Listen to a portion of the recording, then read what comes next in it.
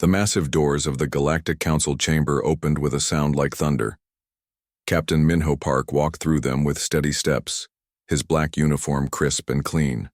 Behind him came Chief Strategist Hana Kim, carrying a simple data pad. Her face showed nothing. No fear, no anger, just calm attention. The chamber was huge. 47 different alien species sat in curved rows that went up and up like a mountain. Each species had their own section. Some breathed different air. Some needed special light. Some were so strange that humans could barely look at them without feeling sick. At the center of it all sat Ambassador Kale.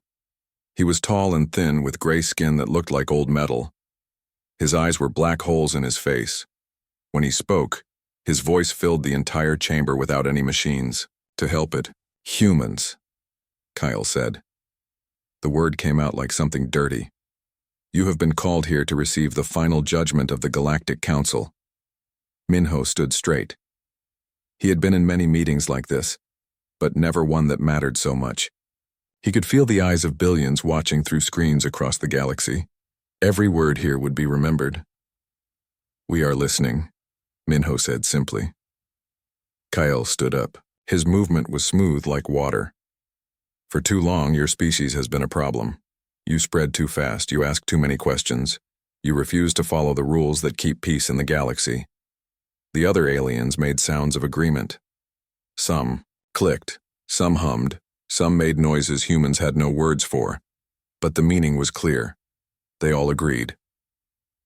Your ships go where they should not go, Kyle continued. Your people say what they should not say. Your scientists study what they should not study. This cannot continue. Hana Kim wrote something on her data pad. Her hand was steady. She had practiced staying calm for years. It was part of her job. But inside, she was thinking about something else entirely. She was thinking about the message she had received 3 hours ago. The message was simple. Package delivery complete. All items safely stored. Therefore, Kale said, his voice getting louder, the Galactic Council has made its decision. Earth will surrender its independence. Your government will be dissolved. Your military will be disbanded. Your people will be relocated to worlds where they can be properly supervised. The chamber filled with more alien sounds. This time they sounded happy. And if we refuse?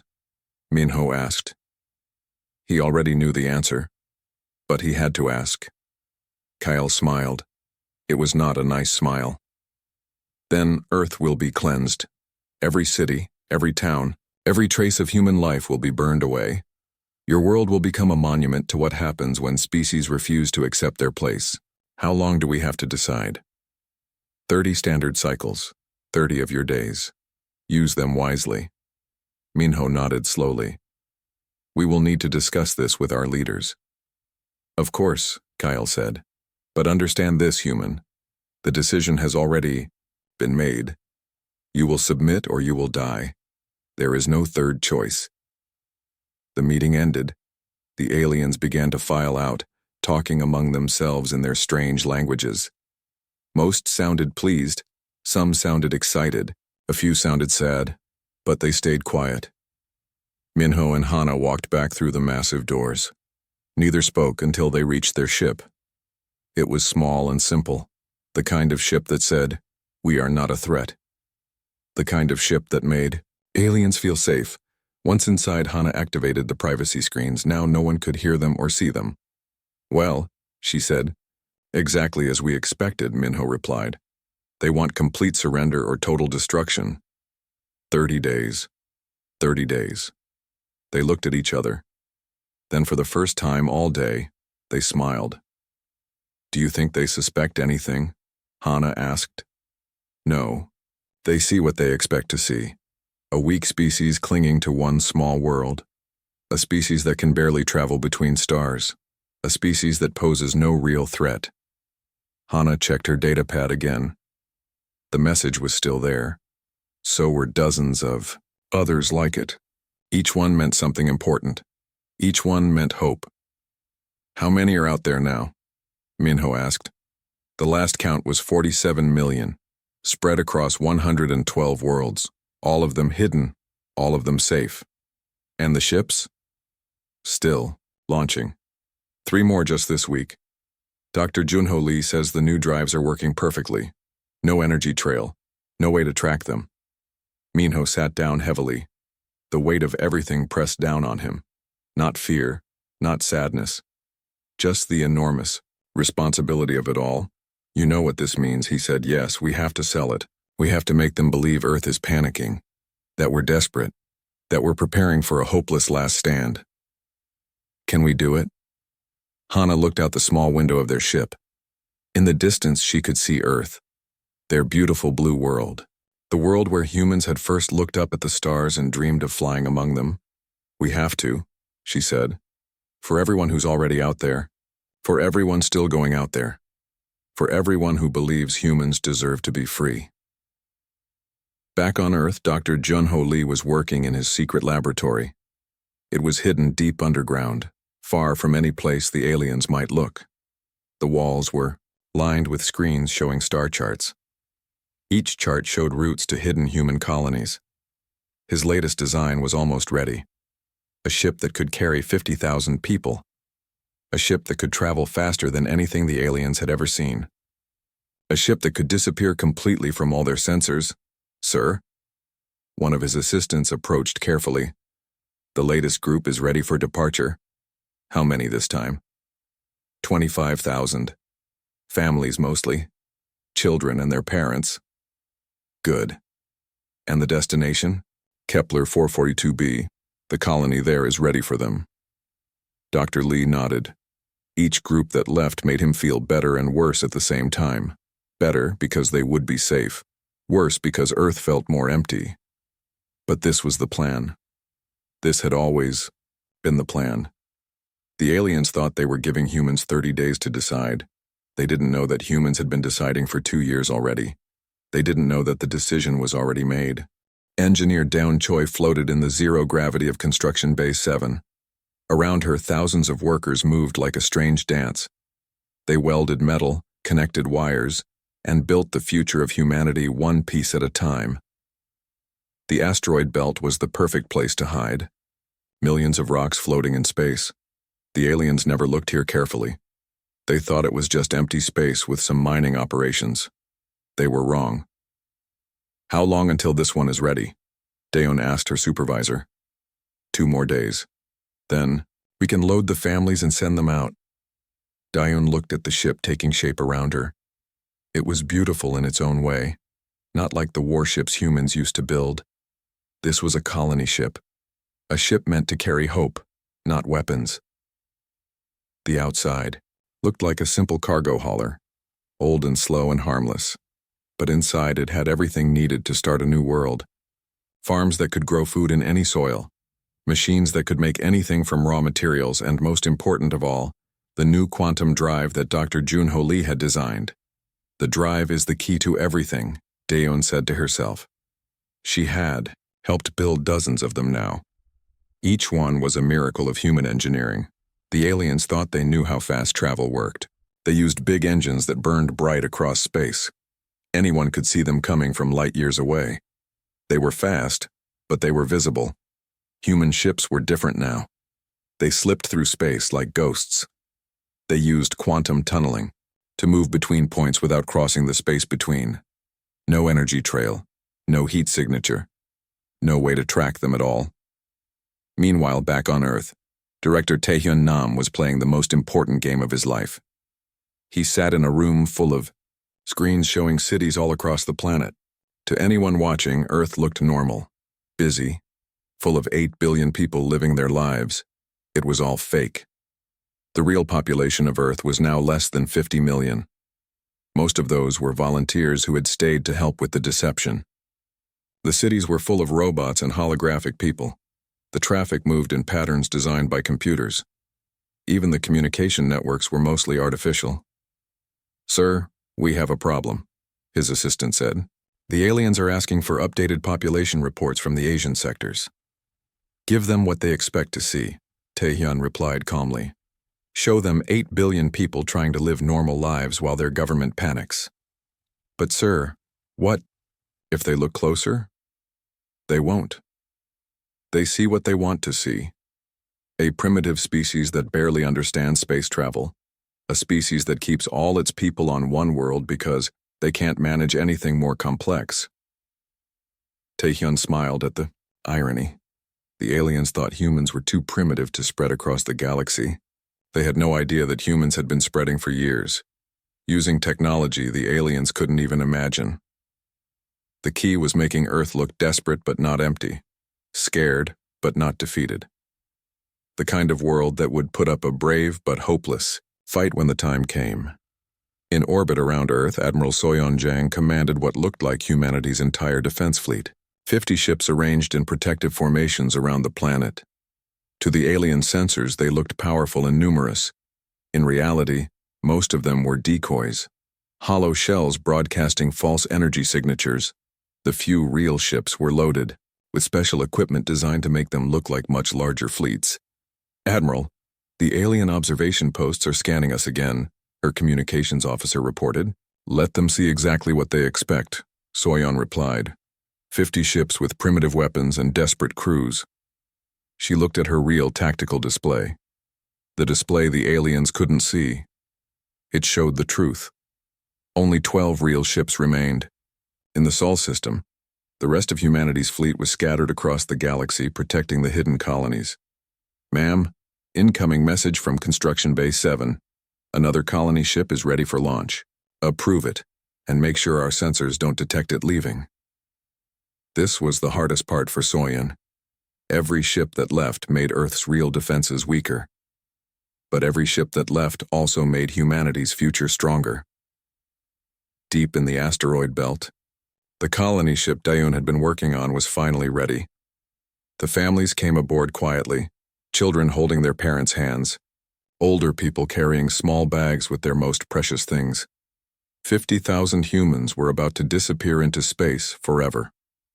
Captain Bail Han ran the ship's final checks. Everything was perfect. The food systems could feed these people for 10 years. The manufacturing bays could build anything they needed. The terraforming equipment could turn a dead rock into a garden world. Destination confirmed, her navigator reported. HD 4307, travel time 14 standard days. And the colony there? Ready and waiting. Population now at 200,000. They have farms, factories, and 3 cities. Bail nodded. HD 4307G was one of the success stories. A world that had been empty 3 years ago. Now it was home to humans from dozens of Earth's nations. They were building something new, something the aliens had never seen before. "Begin quantum tunnel sequence," Bail ordered. The ship began to change, not physically, but in ways that human science was only beginning to understand. It started to exist in 2 places at once, then 3 places, then everywhere and nowhere. Then it was gone. Back on Earth, Director Taehyun Nam watched another 50,000 names disappear from his real population count. He felt proud and sad at the same time. "Sir, message from the Galactic Council. They want to negotiate." "What do they want to negotiate?" "The terms of our surrender. They're offering to let some humans live as workers on other worlds." Taehyun almost laughed. The aliens thought they were being generous. They had no idea they were talking to a nearly empty world. "Tell them we need time to consider their generous offer." "How much time?" "As much as we can get. Every day means more ships away, more people safe." Meanwhile, in the hidden colonies, life was getting better every day. Dr. Yuna Han ran the agricultural program on New Sol, a world in the Kepler system. She had developed crops that could grow in any soil, under any sun. "The harvest is ready," her assistant reported. "This batch will feed 100,000 people for a year." "Good. And the next phase?" "We're ready to start terraforming the northern continent. 5 years, and this whole world will be a garden." Yuna looked out at the landscape. It had been a dead rock when the first humans arrived. Now it had blue skies and green fields. In the distance, she could see the lights of human cities. The aliens thought they were giving humanity 30 days to live or die. They didn't know that humanity was already living and growing and becoming something wonderful, something the galaxy had never seen before, something that could never be destroyed by pressing a button. The 30 days passed like a dream that turns into a nightmare. In the Galactic Council chamber, Supreme Chancellor Vorth stood before the assembled representatives. His species had ruled the galaxy for 1,000 years. They were old and wise, and absolutely certain they knew what was best for everyone. Today they would prove it. The human species has rejected our generous offer, Vorth announced. His voice carried the weight of absolute authority. They choose to remain defiant. They choose to threaten the peace and order we have built. The alien representatives made their sounds of agreement. Some clicked approval. Others hummed satisfaction. A few species that looked like giant insects rubbed their wings together in anticipation. Therefore, we will carry out the sentence that was always inevitable. Earth will be cleansed. The human threat will end today. Captain Minho Park stood in the human delegation area. Only 20 humans remained to witness this moment. All volunteers. All people who had chosen to stay until the very end. Behind him stood Hana Kim, still carrying her data pad. Still taking notes, still looking calm even though they all knew what was coming. "Do you have any final words?" Vorth asked. Minho stepped forward. He had practiced this speech many times, but now the words felt heavy in his mouth. "You think you are judges," he said clearly. "You think you have the right to decide who lives and who dies, but you are not judges. You are just afraid." The chamber filled with angry alien sounds. "You are afraid because we ask questions you cannot answer. Afraid because we dream dreams you cannot understand. Afraid because we refuse to accept that. This is all there is." "Enough," Vorth said. "Your words change nothing." "No," Minho agreed. "They don't. You have already chosen your path. You have chosen to judge us by your own limitations. History will remember which of us truly understood what it means to be free." Vorth reached for the control panel in front of him. It was made of crystal that had been shaped by his people's greatest artists. Beautiful and terrible at the same time. "Begin orbital bombardment," he commanded. His finger pressed the button. Above Earth, the alien fleet had been waiting in formation for days. 200 ships from a dozen different species. Each one carried enough firepower to destroy a continent. Admiral Orcs commanded the operation from his flagship. He was a professional soldier. He took no pleasure in destroying worlds, but he followed orders without question. "All ships report ready," his tactical officer announced. "Target confirmation?"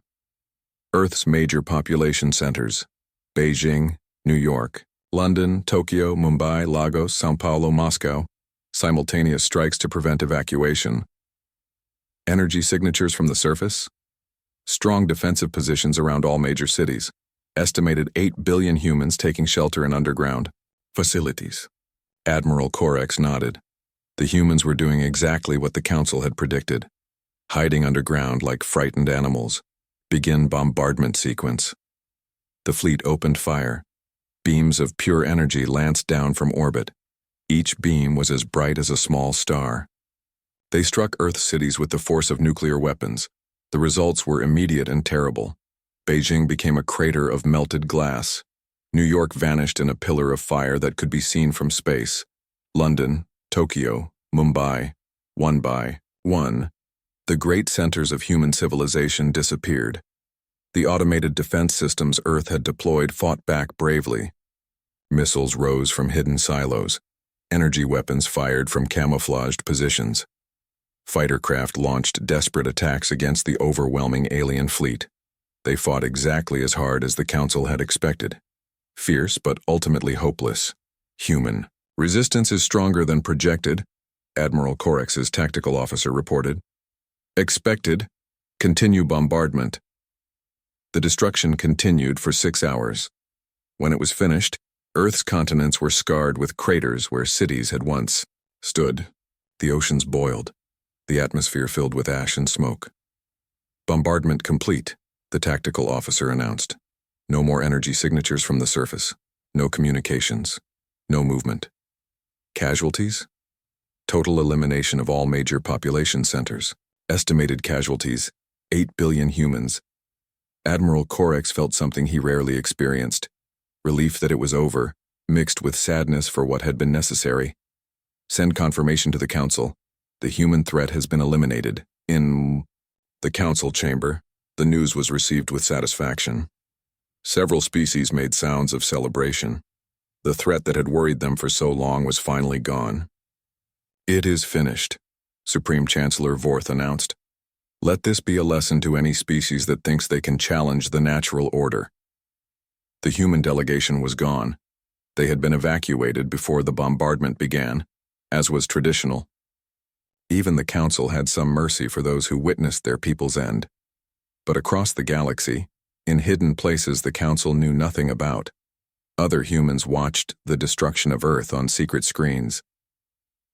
Commander Minji Yoon stood in the command center of Deep Space Station Lookout Point. It was built inside a dead comet, invisible to all sensors. From here, she could see everything that happened in dozens of star systems. She watched Earth die. She had been born there. She had grown up in Seoul, played in parks that were now craters, learned to read in schools that were now ash. But she did not cry.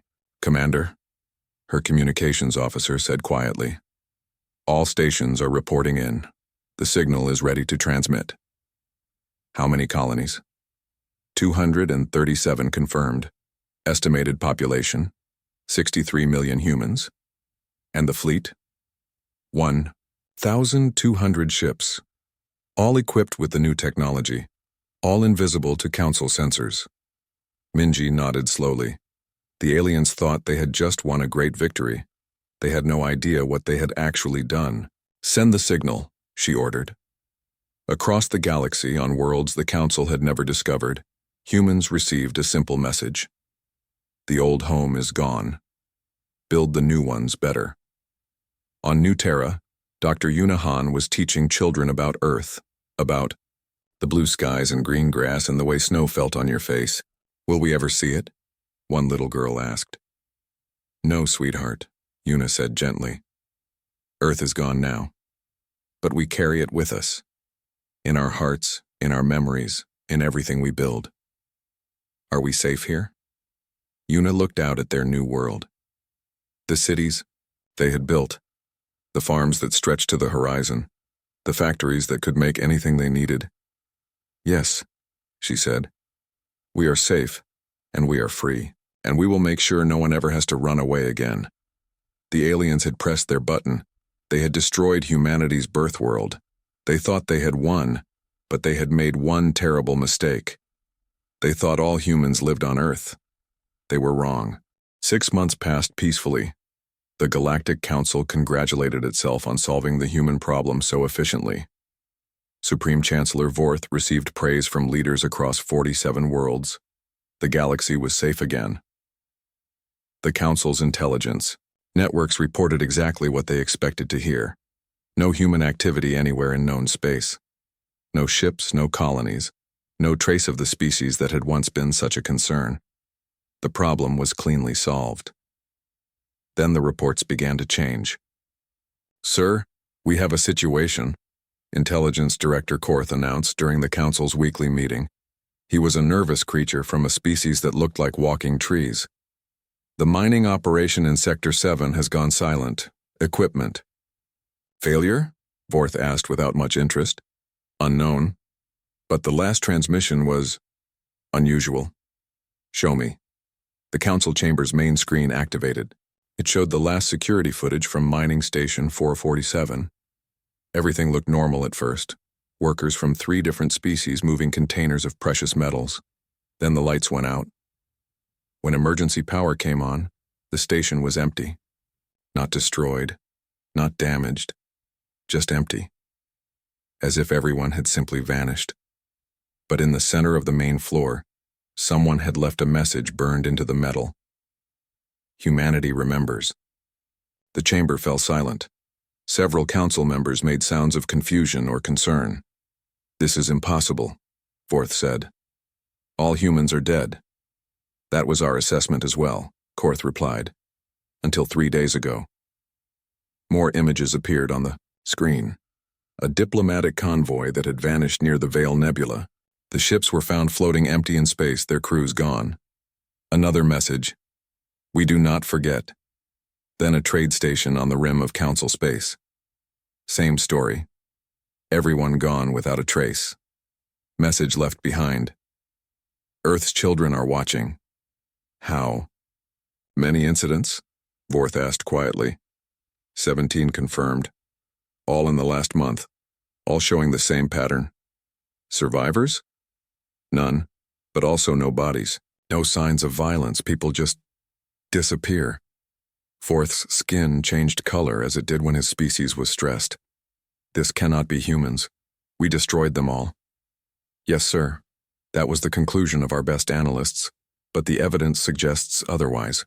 Deep in the Kepler system, Dr. Una Hahn stood in the command center of New Terra. Around her, dozens of screens showed human colonies across the galaxy. Each one was thriving. How many now?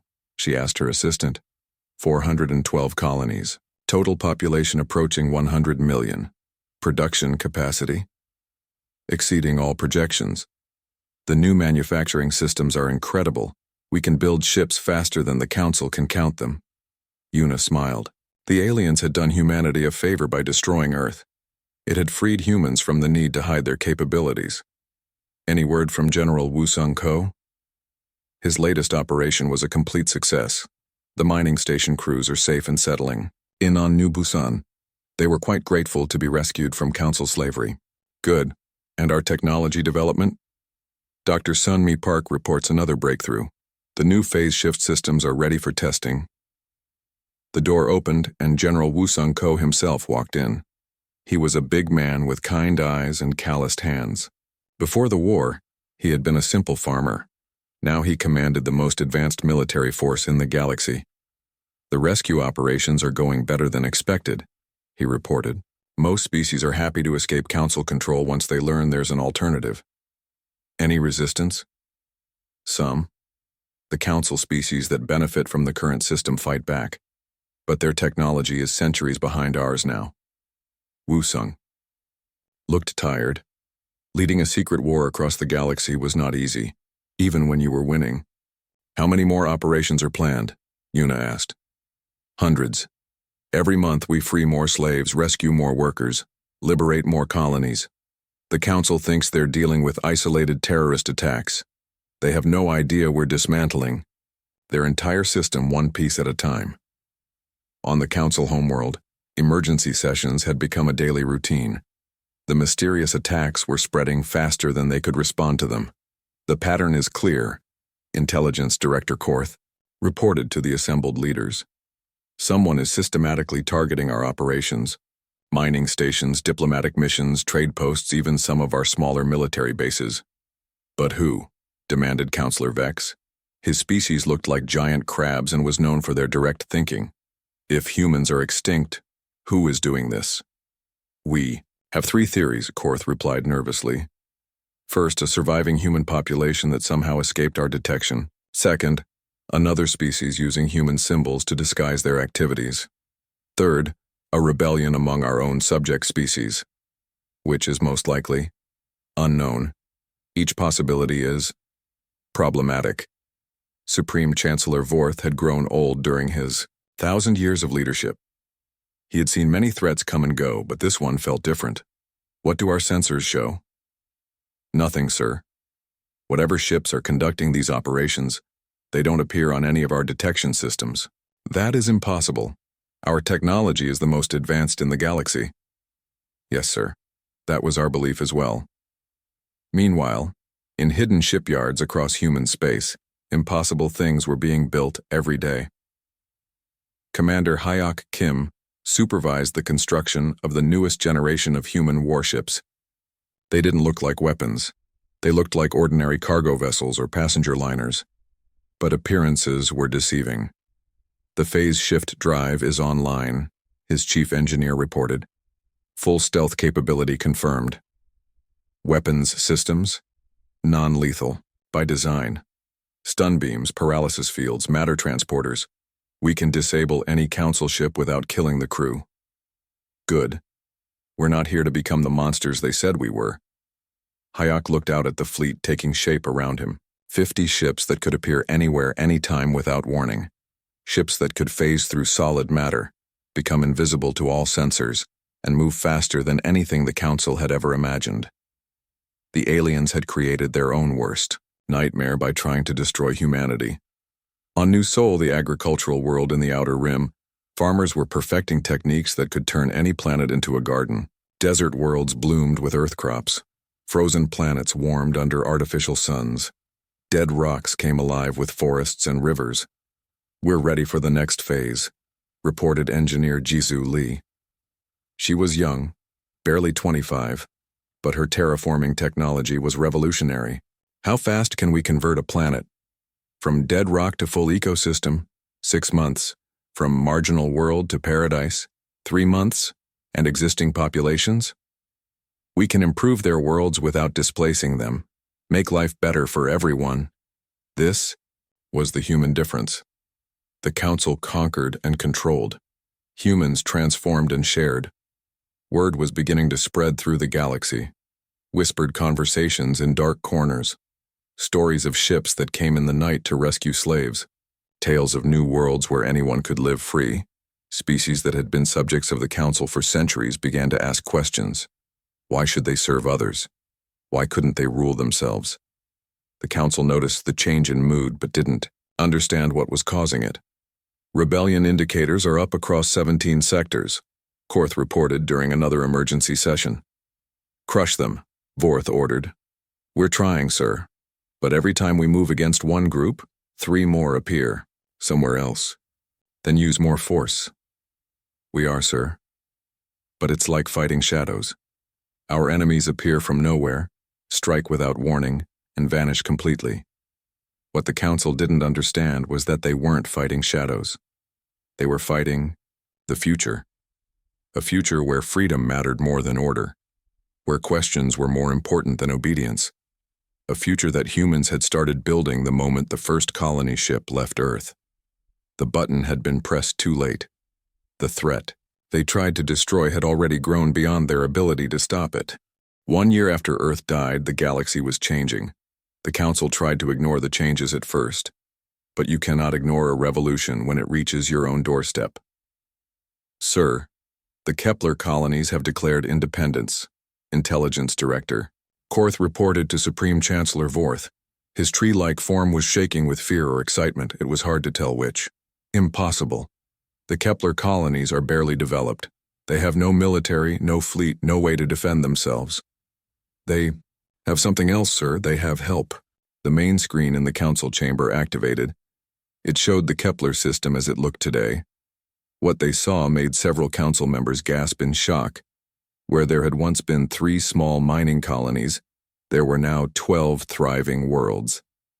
Green planets with vast cities. Space stations that gleamed like jewels. Ships moving between worlds in numbers that should have been impossible. "How many inhabitants?" Vorth asked quietly. "Estimated at 50 million. All species. Humans, yes, but also Altarians, vegan refugees, escaped Centauri slaves, even some of our own people." "Our own people?" "Citizens who chose to leave Council space. They report better living conditions, more freedom, opportunities for advancement based on ability rather than species." The chamber erupted in angry alien sounds. The idea that their own citizens might prefer to live somewhere else was deeply offensive to many Council species. "What are their defenses?" demanded Councillor Vex. "Unknown. Our scout ships detect standard defensive platforms. Nothing that should trouble a Council fleet. Then we crush them. Immediately." "We tried, sir." The screen changed to show combat. Footage. A Council battle fleet approaching the Kepler system. 200 ships against what looked like 50 small defensive platforms. The battle should have lasted minutes. Instead, the human ships simply vanished. Not destroyed, not retreating. They phase-shifted out of normal space and reappeared behind the Council fleet. Then they did something impossible. They captured the entire attacking force without firing a shot. "Paralysis beams," Korth explained. "Non-lethal. Weapons that shut down nervous systems and ship computers simultaneously." The crews woke up 3 days later on New Terra with an offer of citizenship, and 80% accepted. Supreme Chancellor Vorth felt something he had not experienced in centuries. Fear. How is this possible? Our intelligence said all humans were dead. Our intelligence was wrong, sir. At that moment, every screen in the galaxy activated simultaneously. Every communication device, every display, every holographic projector came alive with the same image. Captain Minho Park appeared on the screens. He looked older than when he had stood in the council chamber a year ago. His hair was gray now, and there were lines around his eyes. But he stood straight and spoke clearly. "People of the galaxy," he began. "1 year ago, you watched the Galactic Council destroy Earth. You were told this was necessary to maintain peace and order." The council chamber fell silent. Several members tried to turn off their screens, but the signal couldn't be blocked. What you were not told is that the council acted too late. By the time they pressed their button, humanity had already slipped away. We had already spread across hundreds of worlds. We had already begun building something new. The image changed to show human colonies. Worlds transformed from lifeless rocks into gardens. Cities where dozens of species lived and worked together in harmony. Children of different races playing in parks under alien suns. The council sought to destroy us because they feared what we might become. In doing so, they guaranteed we would become exactly what they feared most. A free people with nothing left to lose and everything to prove. Now, the images showed human technology, ships that could phase through matter, factories that could build anything from raw elements, terraforming machines that could make any world livable. We could crush the council now. Our technology has advanced beyond anything they can imagine. Our population is approaching 200 million, our world's number in the thousands. The camera focused on Minho's face. His expression was serious but not angry. But destroying them would make us what they claimed we already were, a threat to peace. Instead, we offer every species in this galaxy the same choice the Council once offered us: evolve or become irrelevant. The transmission ended. Every screen in the galaxy went dark. Then the demonstrations began. On the Council homeworld, citizens gathered in the streets demanding to know if the transmission was true. On slave worlds, workers stopped working and asked why they couldn't be free. On military bases, soldiers began to question their orders. Within days, entire sectors were in rebellion. "Sir, we're receiving surrender requests," Korth reported during another emergency session. Surrender requests? 17 species have formally requested to leave Council authority and join the Human Confederation. They're offering to share their resources and knowledge in exchange for protection and freedom. Absolutely not. Sir, if we refuse, they're threatening to rebel anyway. The humans have offered them technological assistance. Vorth looked around the chamber. Many of the seats were empty now. Species that had been part of the Council for centuries were simply not showing up anymore. How bad is it? 31 sectors, in open rebellion. 14 species have declared independence. Our military is deserting faster than we can replace them. And the humans? They're everywhere, sir. Everywhere we look, there are reports of human ships, human technology, human colonies. On New Terra, Dr. Yuna Han watched the reports coming in from across the galaxy. The transformation was happening faster than anyone had expected.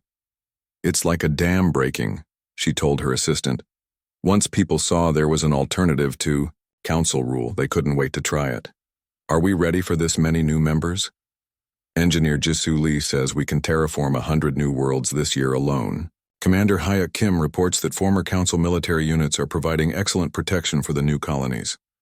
And Dr. Sunmi Park's latest breakthrough means we can share our technology freely without worrying about it being used against us. Through the window, Yuna could see the lights of New Seoul spreading across the horizon. What had been a small farming settlement a year ago was now a city of 2 million beings from dozens of species. "Ma'am, incoming message from the Council homeworld. Are they surrendering?" "No, ma'am, it's Supreme Chancellor Vorth. He wants to negotiate." Yuna smiled. "Tell him to talk to Captain Minho Park. He's still our voice to the galaxy." The meeting took place on a neutral space station. Ancient and forgotten, it had once been a trading post between species that no longer existed. Captain Minho Park arrived on a ship that looked like a diplomatic vessel, but could have destroyed entire fleets, if necessary. Supreme Chancellor Vorth came with a handful of advisors, all looking defeated. "You have won," Vorth said simply. "What do you want?" "We want what we've always wanted," Minho replied. "Freedom, not just for humans, but for everyone. Freedom to choose how to live, where to live, what to believe. And if we refuse to give up our authority, then you'll become irrelevant. Look around you, Chancellor. Half the galaxy has already chosen freedom over order. The other half will follow soon." Vorth was quiet for a long time. Then he asked, "What happens to us? To the council species?" "Sada. Same thing that happens to everyone else. You get to choose. Join us as equals or try to maintain your empire over worlds that no longer want to be ruled. And if we join you, what guarantees do we have?" Minho leaned forward. "The same guarantee we gave ourselves when we left Earth. The right to succeed or fail based on our own choices. No species rules over another. No one gets special privileges. Everyone contributes what they can and receives what they need. That is chaos." "No," Minho said gently. "That is freedom. And freedom, as you discovered too late, cannot be destroyed by pressing a button." 6 months later, the Galactic Council officially dissolved itself. Some species joined the growing human confederation. Others chose independence. A few tried to maintain their own smaller empires but found that freedom was contagious. Engineer Jisoo Lee stood on the surface of Earth. Or rather, what had been Earth. The radiation was gone now, cleared by human technology. The craters were being filled. Green things were beginning to grow again. "How long until it's habitable?" her assistant asked. 10 years, maybe 15. It will never be exactly like it was, but it will be alive again. Will people want to live here?" Jisoo looked up at the sky. She could see the lights of the space stations where Earth's children were building a new future. Millions of humans who had never seen their birth world but still carried it in their hearts. "Some will," she said. "Not because they have to, but because they choose to, because this is where the dream of freedom began." The council had pressed the button too late. Humanity had already slipped away, scattered like seeds across the galaxy, and like all seeds, they had taken root, grown strong, and bloomed into something beautiful, something that could never be destroyed, something that would spread to every corner of the galaxy, carrying a simple message: all beings have the right to be free.